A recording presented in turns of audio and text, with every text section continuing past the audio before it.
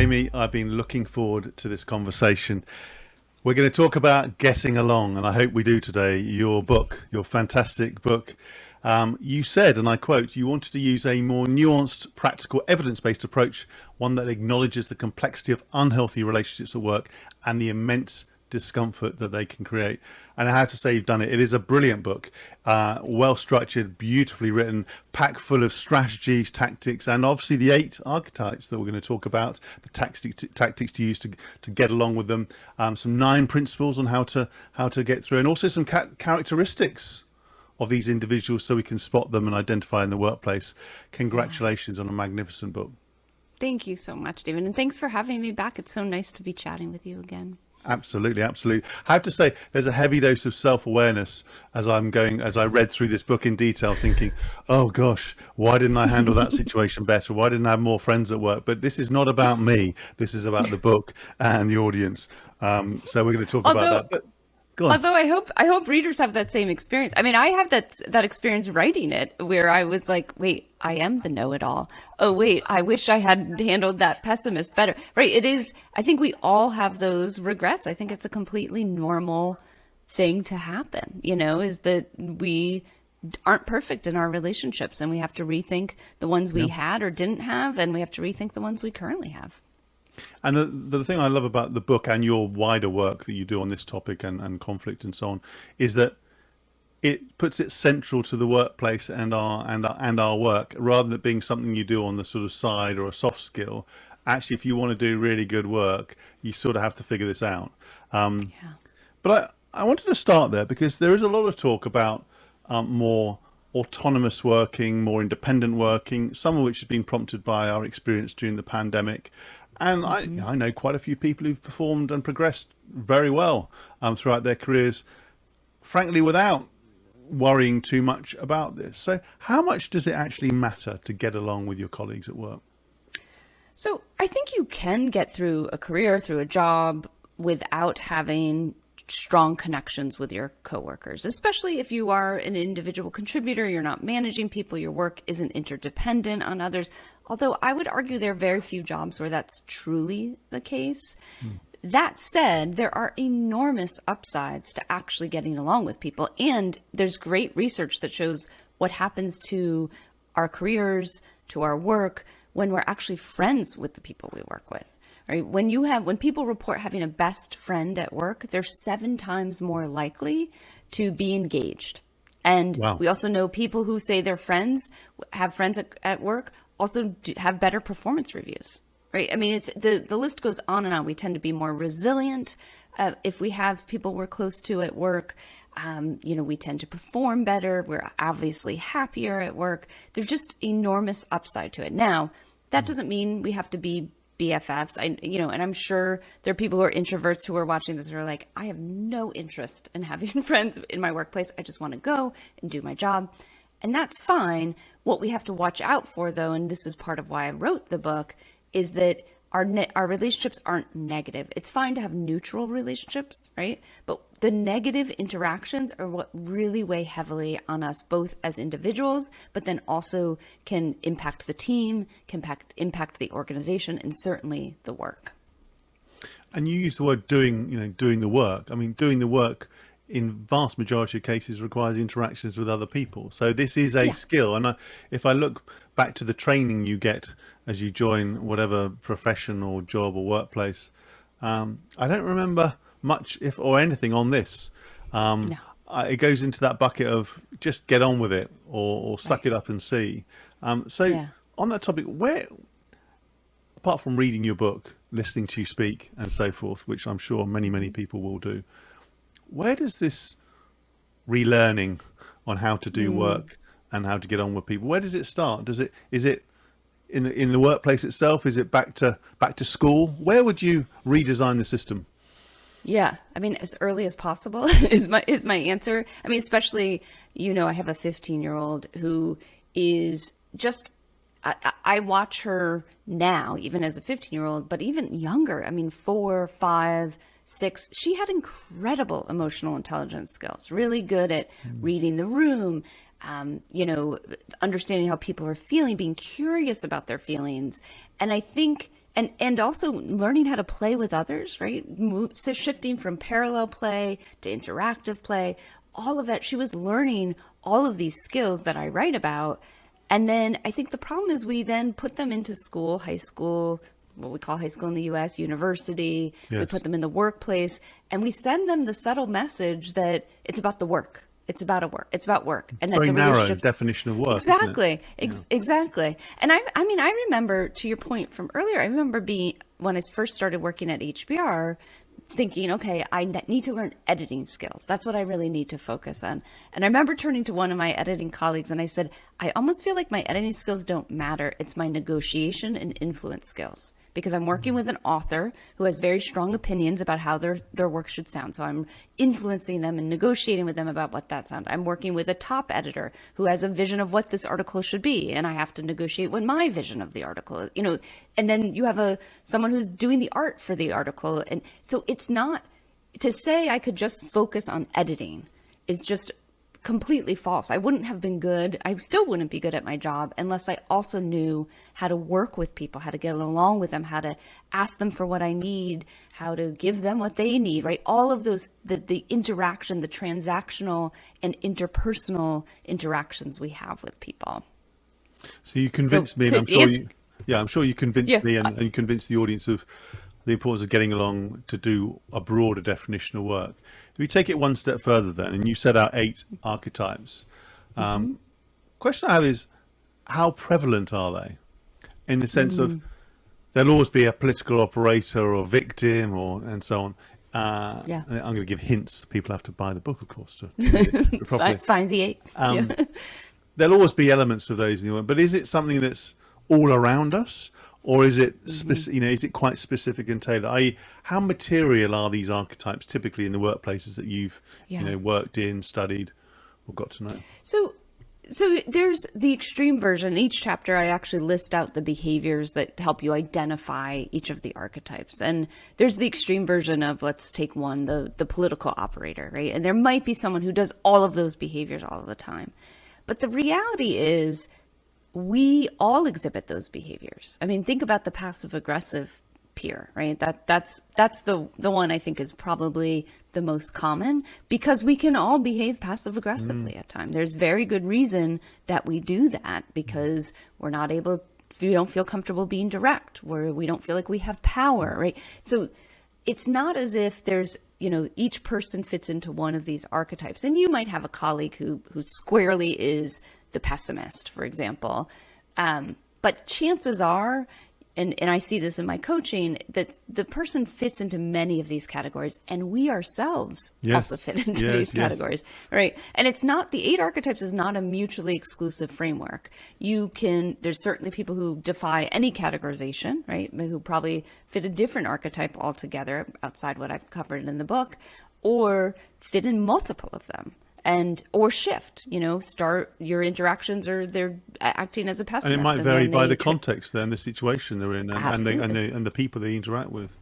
Gosh. 100%. Complex picture. 100%. So of all the archetypes then, you said that passive aggressive is probably the most common, but which one fascinates you the most, and why?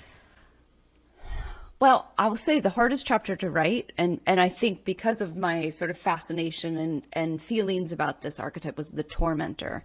And I use that word, this was actually a gentleman named Mike Gutman, who's a LinkedIn contact, a colleague of mine, when I was asking, how do I describe this person who mistreats those below them? And you'd think they should be a mentor, but they're not. And he suggested tormentor because it has the word mentor in it, right? You expect someone to be your mentor because maybe you share some identity factors with them, or maybe they're the person you work most closely with, but somehow they seem set on making your life miserable. They might demean your work, they might put up obstacles in your way, they might talk about all the sacrifices they made and act like you should be making those sacrifices, or you're so lucky you didn't have to. You're smiling as if you know this person. Well, I haven't been one myself, but anyway, carry on. No. But what fascinates me about this, there's 2 things. One, there's a gender aspect to this. So often when I describe that person, people think of a woman mistreating women below them. And there's this trope called the queen bee, where a senior woman we expect her to mentor and bring up younger women, but instead she seems set on making their work lives difficult, right? They sort of putting them through the tests of, are you committed enough? Have you sacrificed enough to be here? And that is a trope. There's interesting research on it. I won't go into all of it. There is some research that shows that behavior happens, but it's often influenced both our interpretation of it, and the person who's actually the queen bee is influenced by gender discrimination, gender bias. So we have these high expectations that women should treat other women kindly. We don't expect the same of men. We don't say about a man, oh, why isn't he helping the other young men coming up in the organization, right? So we have that expectation. And also women have a narrower range of behavior that they can exhibit before we start calling them cold or unempathetic. So oftentimes they're just being their normal selves, and we label them as being difficult or or unkind to those coming up. Yeah. So that's one aspect that fascinates me. The other is there's some research I share in the book about people who are unempathetic to those coming up behind them. So this tormentor, and there's research that shows that's actually the case. Very many people are, in fact, when they see someone, whether it's raising young kids, going through a divorce, like they don't have empathy for that person, and the researchers posit that's because we got through it, and we think, well, why can't you get? Yeah, if I struggled, then you should struggle too. Type mentality. Yeah, there's a bit of that, and then there's also like, well, I'm here. Why can't you just carry on, keep going, right? And we have this little bit of amnesia about how hard it was at the moment, because we're now past it. Our kids are in college, or we're moved on from our divorce, and so we're like, why are you having such a hard time? Gosh. I'm mentally going through so many different situations as I'm listening attentively to you. I mean, I think archetypes like this are helpful as constructs so we can identify people and understand, and then obviously apply the tactics and that you set out very clearly in the book, and look at the stories and say, how did that individual cope? What are the limitations of archetypes? And the reason I raise that is when I looked at these archetypes and others, for some reason I look at psychometric profiling, which I'm not a massive fan of. I think it plays a role, but in some coaches can often say, you are this label, therefore. How do we need to use these archetypes wisely, and what care do we need to apply? Yeah, thank you for asking that question, because it is, we need to be cautious with them, right? What scares me about the archetypes, and what would be a severe misuse of them, is to, let's say you and I work together and you're causing me some problems, and I just say, ugh, David's a political operator, I want nothing to do with him, right? And then your confirmation bias starts coming in. Everything you do, I start seeing you as a political operator. Oh, he's just playing off his politics, he's just out for himself, all he cares about is his career. That's the misuse. Yes. And I really, you should never say to your colleague, you are a passive aggressive, you shouldn't use them as derogatory labels. But the point of it is to give you some sense of why they're behaving the way they are. And that's what I do in each chapter, is describe the behavior, try to give you some context about why that they might be behaving the way they are, and then tactics specific to that archetype. And that's really what I wanted to do with this book. My last book about conflict was very general, and it was, here's a framework for dealing with conflict at work. And I think it works a lot of the time, but there are also specific tactics depending on the other person's behavior that you need to use. So the archetypes are meant to help you sort of think about the person, not label them, but think about the person, and then figure out, okay, which tactics might work best with this person. Yeah, I love that. I mean, I think many people do explicitly or vocalize those names, and it is deeply unhelpful, because people use shorthands, don't they, in corporate and company life. That person's a such and such, a specialist in this or that type. So I think the way you describe that is fantastic. So if you're on the receiving end of some of these behaviors, to what degree is this book and your work about, if you like, coping and managing versus actually trying to influence them to change as well? Yeah. Oh, I wish it was about the latter. I wish it was about how to influence them to change. I just don't think that's really possible. I don't see that. I mean, I think you can model the behavior you want to see. And I think that's a big part of this book is interacting with them in the way you wish they would interact with you. But ultimately, it's up to them whether they change or not. And even people who are very committed to changing. So let's say you are direct with your insecure manager and you tell them you don't want to be micromanaged and they recognize it. They have the self-awareness to say, yep, I am a micromanager. I see what I'm doing. I'm going to stop.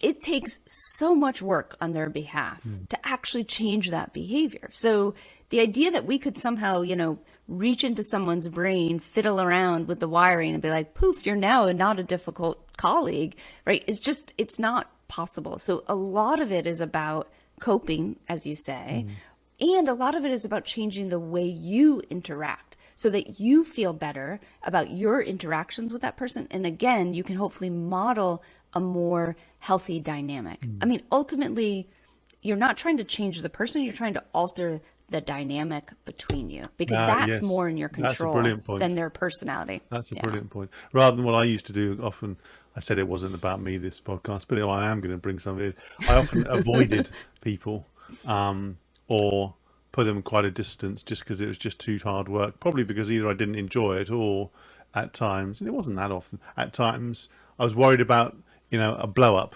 and a sort of Yes. I Yeah. might have two interactions. I disagree with them on this, and then everyone will know about it, which is clearly lots of generalization, extrapolation.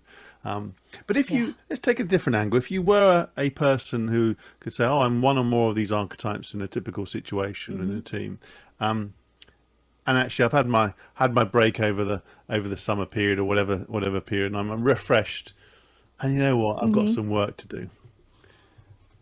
How can they use your work and your book to at least begin the journey of changing the Yeah. dynamic with the people around them? Yeah. So the first draft of this book, which was about twice as long as it was meant to be, included sections in each archetype. If you're this archetype, here's what you should do. And actually, I have all that material. I have to start sharing it because it got cut from the manuscript because otherwise the book would have been 900 pages long. Um, but I think that there's a couple of general things. Number one is getting feedback. So if you have the self-awareness, if you're sitting there reading through the behaviors at each of the, at the beginning of each chapter and going, ooh, gosh, that's me, or you're reading some of the stories and you recognize yourself, that self-awareness is actually rare. And I think first step is acknowledge like, wow, good on you for recognizing that you're fitting into this archetype. And then the second thing is to start getting some feedback because you are a terrible judge. We are all terrible judges of our own behavior and the impact on others. So we need to start talking to people about how do you see, I know, I recognize that I'm passive aggressive in these sorts of meetings. How are you seeing me come across? What feedback? And, of course, ask the person who will be honest with you. And then with someone you really trust, this might be a coach, it might be a mentor, it might be a peer who you have a really strong relationship with. You can say, I'm going to work on this. When you catch me doing this, or when you hear about me behaving passive aggressively in meeting, I want you to call it out, right? And then trying to understand, okay, under what circumstances do I do this? What are the triggers? What happens when I do it? I think for me, one of the things that really helps instigate my own behavior change is knowing the impact it has on others. So if I can see because I think, let's take passive aggressive. I'm never sitting there going, oh, wow, I'm behaving very passive aggressively in this meeting, right? Like we don't think that. We think, well, I'm frustrated or, oh, I guess I'm being a little petty, right? Like you don't actually think you're doing it in the moment. So it's incredibly helpful to understand later, ooh, actually that meeting went so south because I wasn't direct about what I needed, or I was dishonest about what I was going to do. And now the project team is really struggling. And so, we have to, for me, that's really helpful is understanding what are the downstream effects of this behavior rather than dismissing its impact. And that gives me the motivation to be like, ooh, I really need to change. I love that how you now and in the book articulate those downstream impacts so clearly and so vividly, because I think working through the causes of behaviors and the manifestations of them sometimes is put in a quite a narrow category of, oh, that's on your development plan, or that's an HR issue. Whereas what we're talking about is improving dynamics in high, potentially high performing teams that has a big impact on whatever it is, the delivery of the purpose, the commercial bottom line, the improvement of the brand. So what you've done brilliantly is clearly put this into the mainstream. That's my put into the mainstream of team dynamics, as opposed to it being, Yeah. oh, you're being a bit soft and reflective, or have you been on a course or a program, as opposed to this is hard edged, this is hard work you need to do. Yes. And an aspect of that, which you've alluded to already, is around bias. It's quite rare books around this broad topic to actually go deep on the biases that can influence behavior, or where we can label assumptions. And you've done that already in the male and female example. Tell me a bit Yeah. more about the impact of biases on work or on workplace dynamics, and what we need to be conscious of, because it's such an important Yeah. topic that's often not written about. No, no. I think it's a big hole in the advice around this topic, because there's several ways in which bias influences. Number one, our perception of difficult behavior is influenced by our own bias, right? And I shared the story in the book of working with a Black woman who was a client when I was a management consultant, and I was terrified of confronting her, or sort of pushing back on her, because I thought she was going to be angry at me, right? And I sort of just in my head, I sort of labeled her as almost a tormentor, because I thought, oh, she's going to be angry. She's going to make my life miserable if I push back. And another colleague of hers actually confronted me one day and was like, what are you doing? Right? Like, your job as a consultant is to challenge her and to challenge us and to push our thinking. Why are you tiptoeing around her?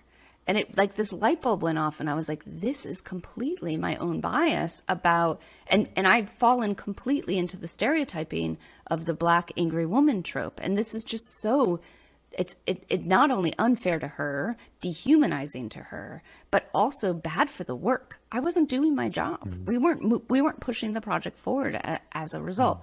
So that's one thing, is that bias plays a role into how we perceive the behavior. And one of the tricks that I've, in researching the book came across that I try to use is, when you see someone do something and you start to think, oh, that's difficult, or that's challenge, or why do they have to do that? Ask yourself, how would you interpret that same behavior if someone of a different race did it, or someone of a different gender, or someone of a different ability, right? Just try to, it's called the flip it to test it approach. Yes. It's like, try to see, is your bias coming in? The other way that bias plays an important role, and I try to pay attention to this in the tactics, is that what works for you in terms of addressing difficult behavior, what works for me, what works for a Black woman, right, are going to be very different. We know, I've already alluded to this before, there's a narrower range of acceptable behavior depending on your different identity factors. So, you confronting a colleague about their passive aggressive behavior might be effective. Me confronting them, I might come off as shrill or overly reactive, right? So there might be gender bias or racial bias that plays into the tactics that I can use and how I'll be effective. So I try to pay attention to that and give some advice about how to do that well. I think the fact you call that out so explicitly and so substantively gives people, if you like, empowers people and gives them the menu of effectively options in which they can play with, rather than saying, you must do X in these situations when you're facing these characteristics, because it's so much more nuanced and layered than that. So on the flip side, well, and I want to. Oh, can I just say one other thing about that? Because I do try to pay a lot of attention to that, but there's new research coming out about this all the time. So I think, as you said, the nuance and complexity, I don't feel I covered it adequately. I mean, I did my best in terms of making sure people are aware of it, but this is the kind of thing I think we need to bring into our consciousness more and more as we interact with people at work, and pay attention to the research that's coming out, the new advice. Yes. Because this is all something that's evolving, But you set a foundation, you signaled the importance of it, and I think that's laudable. Thank you. So we've talked about positive strategies and tactics you can use. You also talk about things you should avoid. So let's just focus on one single worst thing you can do when you face one or more of these archetypes at work. which would it be? Yeah. Oh, I would say there's a lot of them actually. And it's interesting because these are our natural instincts. Like when you're dealing with a difficult person and you start to fantasize about what you wish you could do, that's a good signal that you're like, I should not do that. Right? Like I often ask people, like, if you could do anything, sometimes they say like physical, like they're like, I'd punch them in the face, and you're like, okay, definitely do not do that. Let's take it back a bit. But I do think one of the things, retaliation is one of the things I think is just so damaging to yourself in terms of, I'm not living and I've done this, right? Like someone is, well, let's take pessimist, for example. Someone is pessimistic and I just counter them with a positive avalanche of like, you are wrong. Like this is gonna work. Like, and I don't actually believe that, right? My thinking is much more nuanced, but I polarize myself in reaction. And I think that's it's damaging to you because you're not living your values. It's damaging to them because it further pushes them or entrenches them into that behavior. And it's damaging to everyone who observes that behavior because now they're like, wait, what happened? Like, oh, this is how we treat one another. And so for me, and I want to be clear, retaliation is different than being direct and confronting someone, indeed. Right? And if someone's rude to you, being assertive back is not a bad idea. Again, we could get into all the nuance of who's allowed to do that and who's not, but it's not necessarily a bad idea to be direct. But I'm talking about, spooning out a little bit of what they gave you, right? Like that, or what is the phrase? Dishing out what they gave you. And so I think just it's damaging on so many levels. You asked for one, but I'm going to give you a second. All right, I'll allow that. Yeah. Okay, thank you. It's your interview. I'm sorry, but is shaming, because I think shaming. We think if people really understood how bad their behavior was, they would change. But if we make them feel so bad about it, they're not in a place to actually make the change, right? We know people who feel shame. The great work of Brene Brown, other researchers show when people feel shame, they're not able to make changes. They're not able to, they're not their best selves, right? And so I think too often we do use those labels, right? We say, oh, you just play the victim, or, you're just a political operator, you're passive aggressive. And that puts someone in a position of being defensive, self-critical, right? Not in a position to actually remedy the situation that they've created. That's such a good point. You refer to gossip in the book, and you say that we should avoid gossip mostly. And it was the mostly word that intrigued me. Tell me more. Yeah. Well, I think, we're raised to believe that gossip is bad, right? You're talking behind someone's back. It's rude. And yet we do it all the time, right? I'm sure you can think of conversations you've had with friends where you talked about another friend, right? It's things we do, or a coworker where you talked about what's going on with the leader of this team, right? Or what's going on with this client, right? We talk about people behind their backs quite often. And generally when it's negative, right? When I'm saying like, oh my gosh, isn't David a horrible person, right? That is bad. That doesn't really do much. And it doesn't solve the dynamic between you and me that I need to solve. But research does show that there's many positive benefits to gossip, which is why we engage in it a lot, which is that it's a bonding experience. It's a way within organizations, a way to get information, right? We find out what initiatives are coming down the pike, who's good to work with, who's not, right? We should avoid.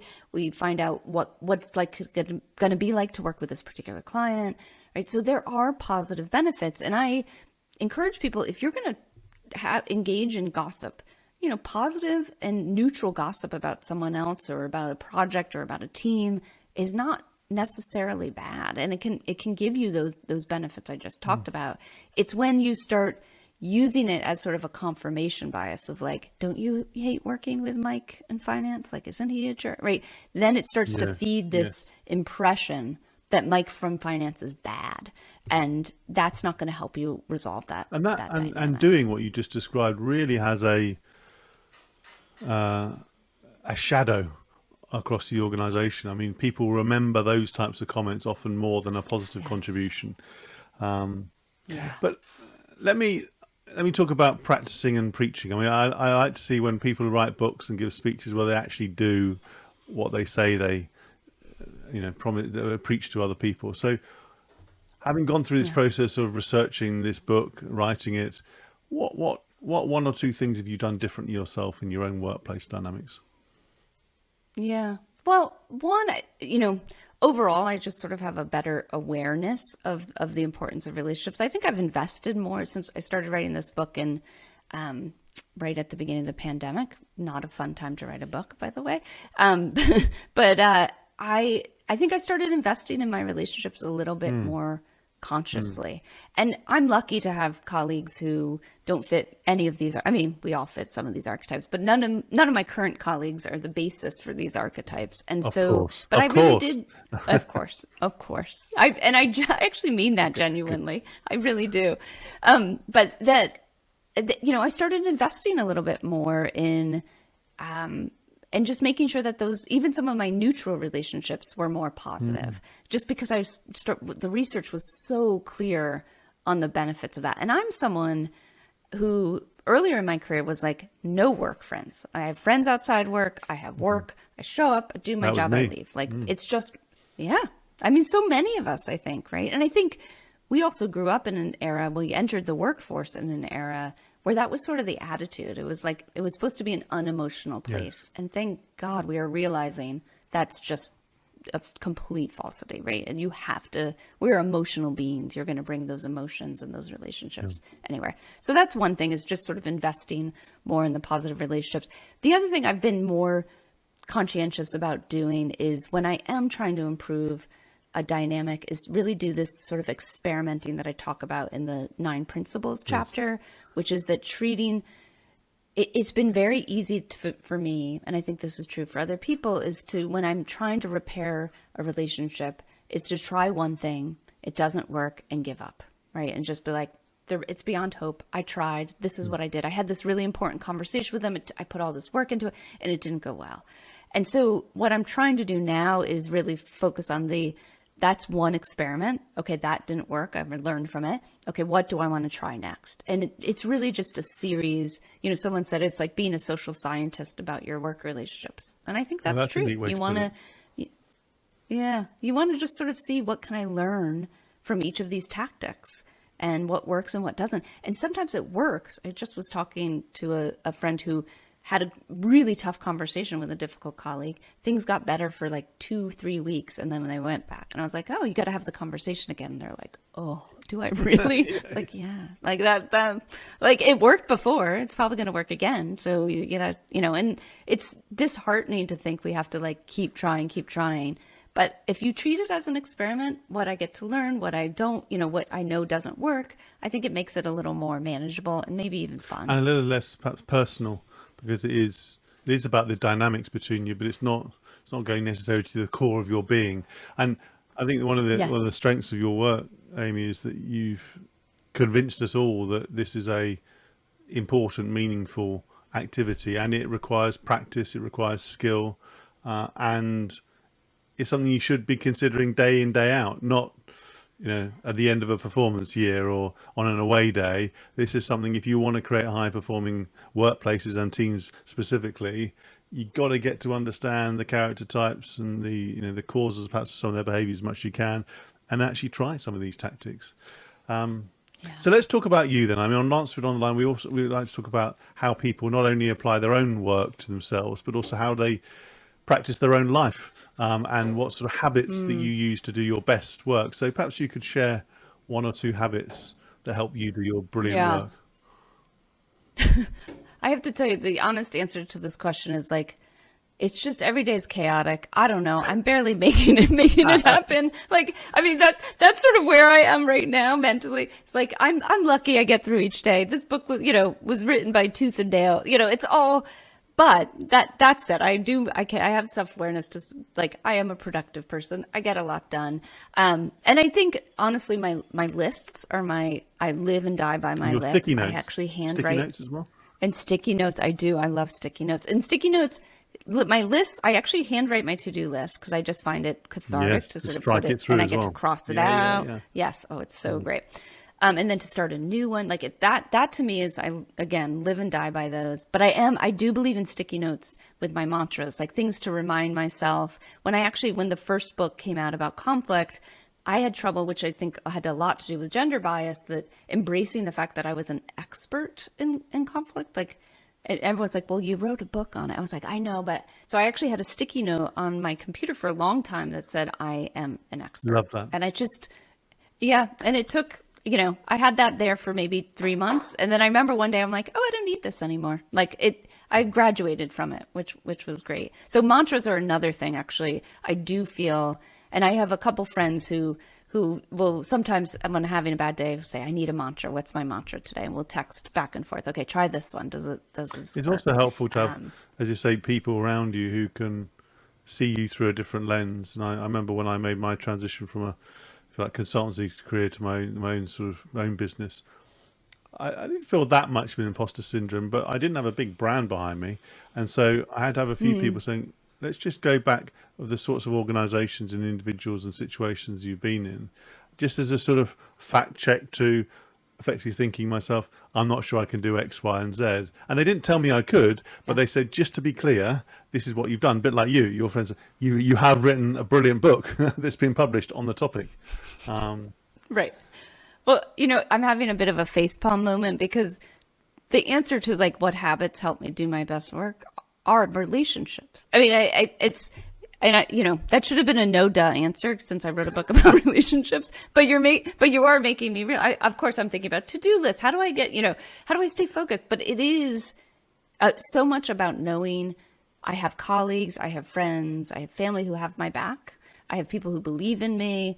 And when I have the confidence wobbles or I start to feel a little imposter syndrome, I reach out. Yeah. Right. And I connect with those people. And this is something I'm still really working on.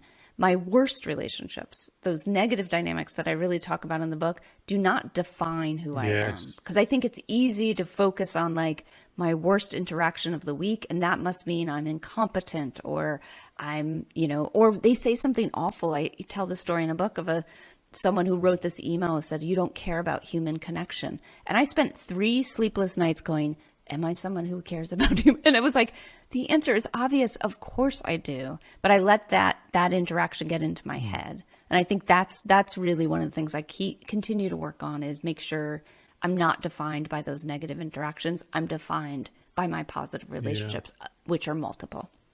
What a brilliant way to close. Fantastic. I love the conversation. I love your work. Me too. The honesty, the clarity of how you present your ideas, the substance. It's very, very well researched. It's very practical. It's very well structured, so it's easy to use. And although I often roll my eyes at books on workplace culture, I think there's often too simplistic and generalizations. You present lots of layers and colors and shades that bring the richness out of the relationships and how we can get on better with our colleagues and co-workers at work. So I applaud you and congratulate you. So thank you for coming on the show, Amy. Thank you. Yeah, thank you, David. It's always a pleasure to chat with you. And you just described what I hoped for the book. So thank you. You've done That's it. wonderful. So congratulations. So that was another edition of Lancefield on the Line. If you've enjoyed the series, please do check out the other interviews. Subscribe to the podcast and to the YouTube channel. Give it a lovely rating along the way. And thank you again, Amy. Thank you. Thank you, David.